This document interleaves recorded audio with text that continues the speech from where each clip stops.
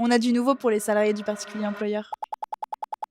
La situation d'inaptitude est enfin encadrée. L'inaptitude, c'est une situation prise uniquement par le médecin du travail. Elle signifie que le salarié ne peut plus faire son travail pour des raisons de santé, maladie, accident ou dégradation de l'état de santé. Sans cet avis, aucun licenciement pour inaptitude n'est possible. Après l'avis d'inaptitude par le médecin du travail, l'employeur doit d'abord essayer de garder son salarié dans l'emploi, par exemple en adaptant les tâches ou le poste. Si ce n'est pas possible, la procédure de licenciement peut commencer. L'employeur doit alors convoquer le salarié à un entretien pour expliquer la situation et entendre ses remarques. Si la décision est confirmée, le licenciement est fait par écrit en précisant le motif de l'inaptitude et l'impossibilité de continuer le contrat. À partir de l'avis d'inaptitude, l'employeur a un mois pour agir. Pendant ce temps, le salarié ne touche pas de salaire. Donc il faut soit licencier, soit trouver une solution rapidement. Passé ce délai, le salaire doit être repris, ce qui protège le salarié. Cela évite de laisser une personne sans revenu trop longtemps. Dans la pratique, cela pousse à ne pas laisser traîner la situation. En cas de licenciement, le salarié reçoit une indemnité selon son ancienneté, doublée si l'inaptitude est liée au travail,